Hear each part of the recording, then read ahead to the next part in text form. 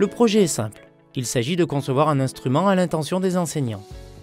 La démarche consiste à montrer comment un être humain terrestre se transforme en être humain aquatique et comment s'opère cette métamorphose.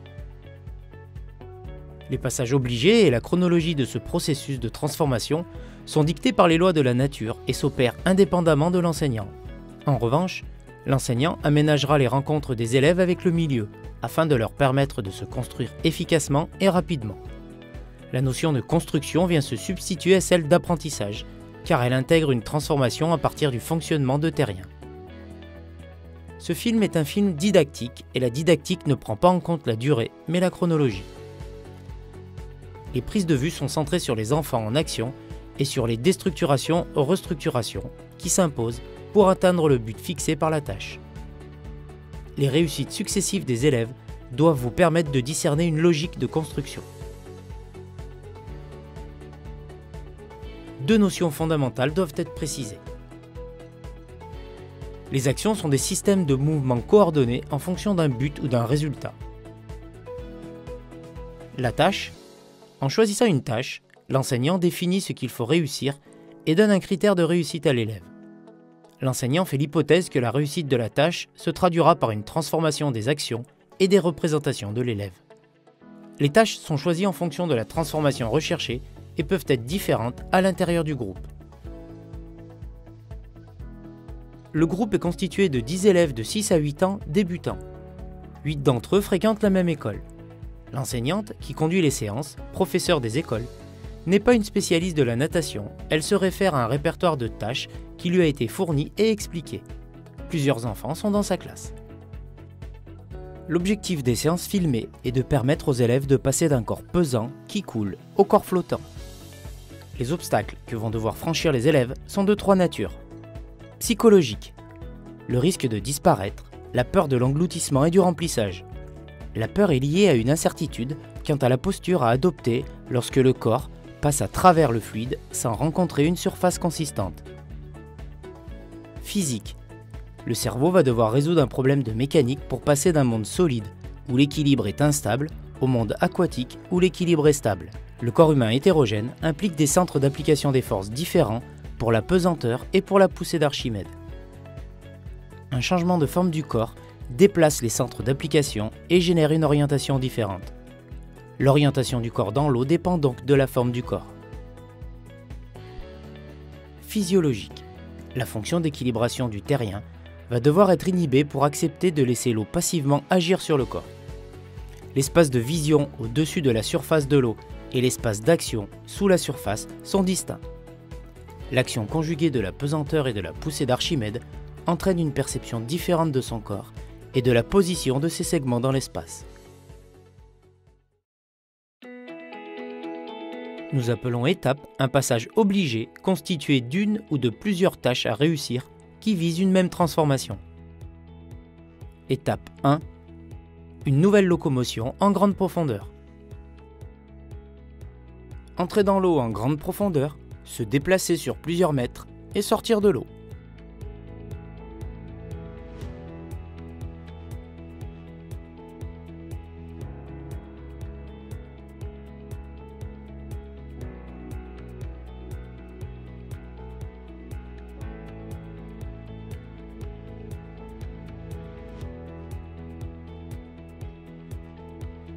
Les élèves entrent dans l'eau en grande profondeur pour remonter à l'autre extrémité du bassin. Ils sont tous en action. Le 1 par 1 qui divise le temps de la séance par le nombre d'élèves est à proscrire.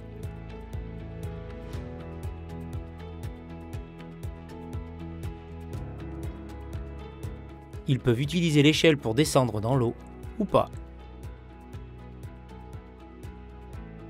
Les déplacements s'effectuent à l'aide des bras par ancrage successif des mains à la goulotte.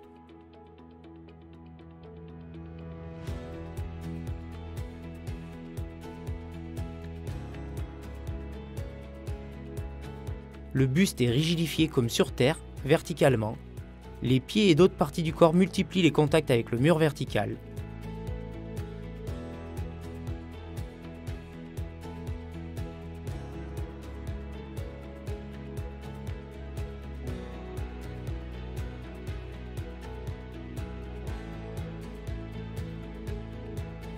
leurs épaules sont émergées.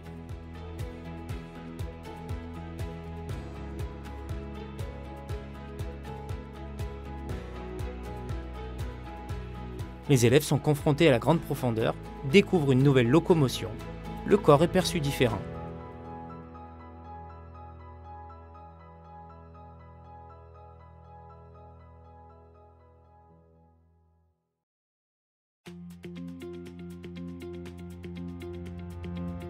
Étape 2.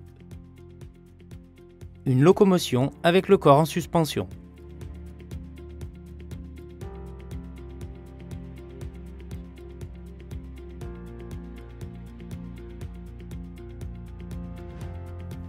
Les élèves multiplient les déplacements d'un point à un autre en utilisant la goulotte. Déplacement libre, déplacement avec les épaules sous l'eau, déplacement avec une grande amplitude entre deux appuis,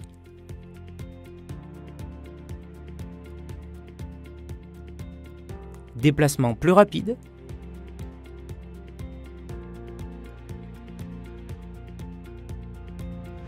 déplacement en fermant les yeux,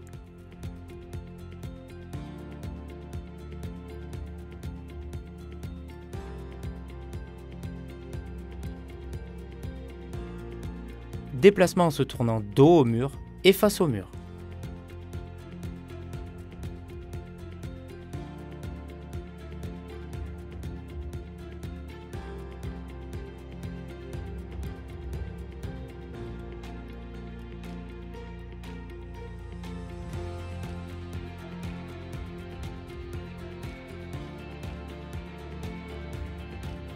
Les épaules s'enfoncent dans l'eau.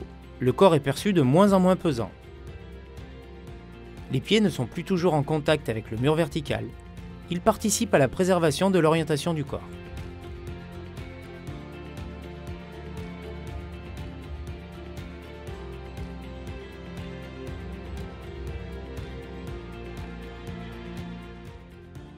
Les élèves, lors des déplacements de plus en plus rapides, préservent l'équilibre vertical par une action des jambes s'apparentant au schème de la course. Les élèves passent de l'appui à la suspension.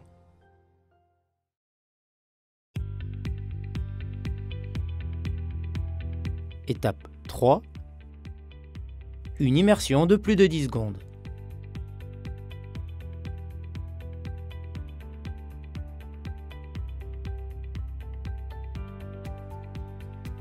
Les élèves immergent la face, bouche ouverte, visage orienté vers le fond, les yeux ouverts.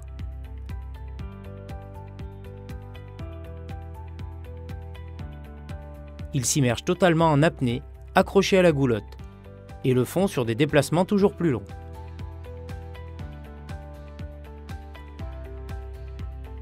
Les élèves immergent la tête le plus longtemps possible, nombre croissant d'ancrage et ou durée accrue.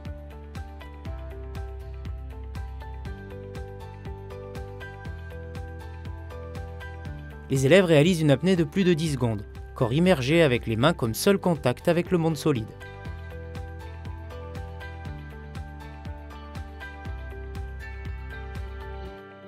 Les élèves se déplacent à la goulotte sur la plus grande distance possible en immergeant la tête et peuvent prolonger l'immersion en expirant.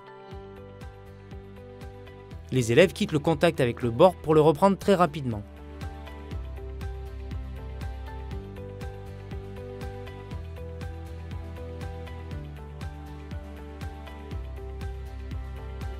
Ils se déplacent sans contact avec le mur vertical de la piscine le long d'une perche ou d'une ligne d'eau.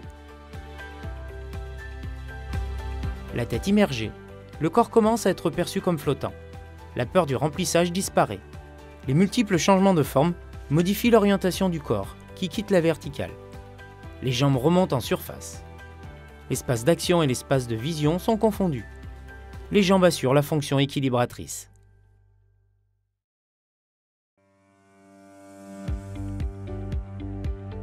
Étape 4. Toucher le fond, profondeur 2 mètres environ.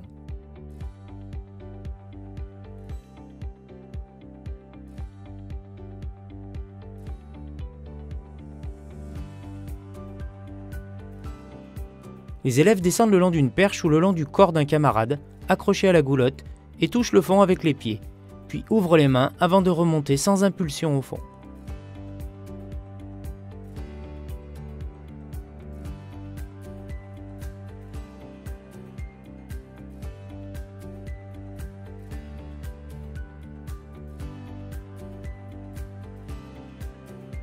Ils touchent le fond avec les genoux, la main et avec d'autres parties du corps.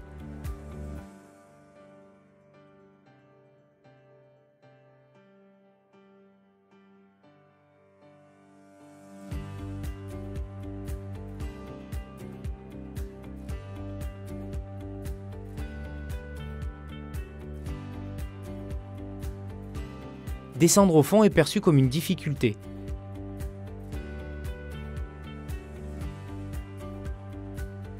Toucher le fond permet de limiter l'espace d'action. Les élèves perçoivent qu'ils remontent en surface facilement. La peur de l'engloutissement disparaît.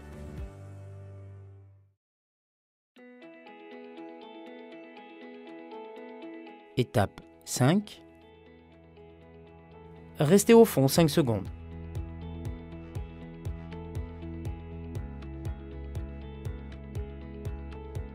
Les élèves multiplient les déplacements à la verticale. Ils tentent de rester au fond quelques instants, puis remontent sans s'aider du corps du camarade.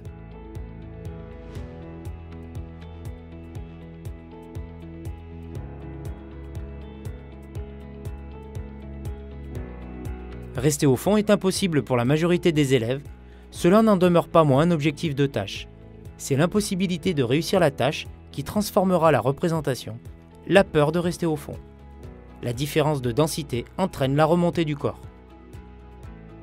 Le corps est perçu comme flottant.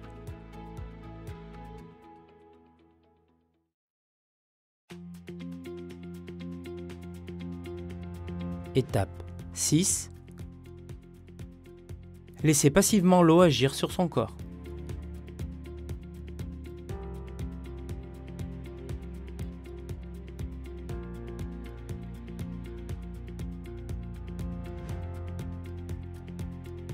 Les élèves descendent au fond et remontent passivement.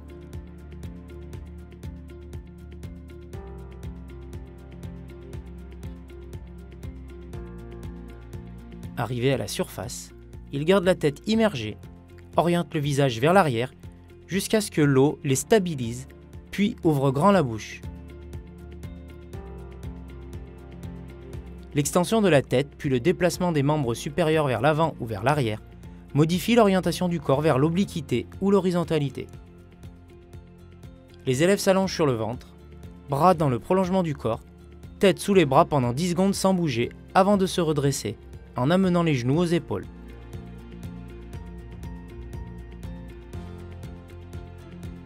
Les élèves s'allongent sur le dos beaucoup plus longtemps, le temps de plusieurs échanges respiratoires.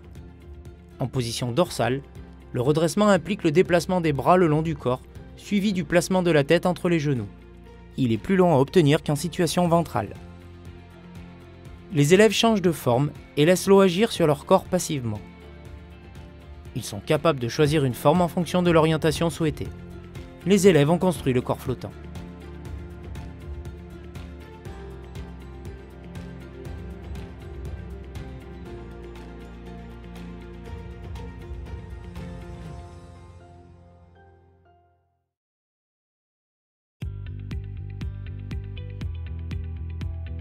Étape 7.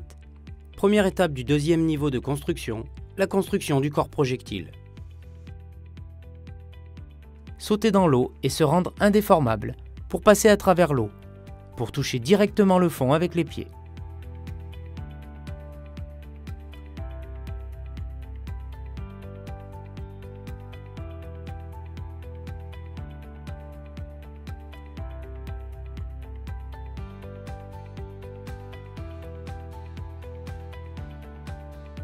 Les élèves sautent dans l'eau par les pieds, depuis le bord en restant bien alignés verticalement et en conservant le regard à l'horizontale.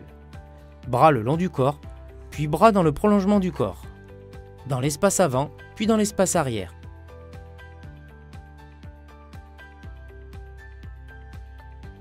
Les élèves exécutent des demi-tours à droite, à gauche. À chaque saut, ils touchent le fond avec les pieds pour remonter passivement.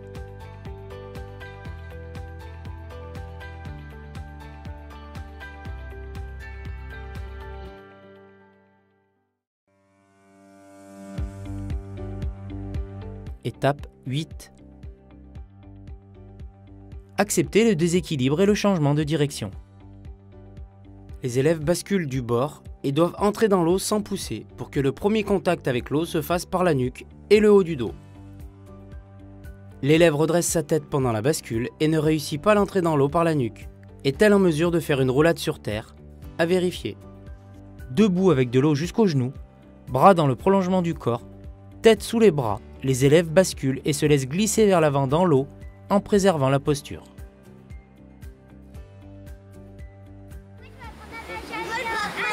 D'accord. Par contre, on est tous fiers parce que vraiment vous avez tous fait bien plein de progrès. Il y en a qui arrivent bien à flotter, mais il y en a qui arrivent à faire plein d'autres choses aussi. Tout le monde a réussi plein de choses et c'est ce qui est important. D'accord. Tout au long du stage, en fait, ça a été un stage intensif. Ça a été un stage où les enfants sont venus 2 fois par jour sur 5 jours. Et pendant ces 5 jours, les enfants ont tous montré du plaisir à chaque fois qu'ils sont venus. Ils sont venus avec le sourire et avec une envie aussi de réussir. Au niveau enseignement, j'ai noté 2 points positifs. Alors au niveau enseignement, j'ai noté la coopération entre les élèves dans cet enseignement. C'est-à-dire que les enfants, en fait, on a senti de l'entraide.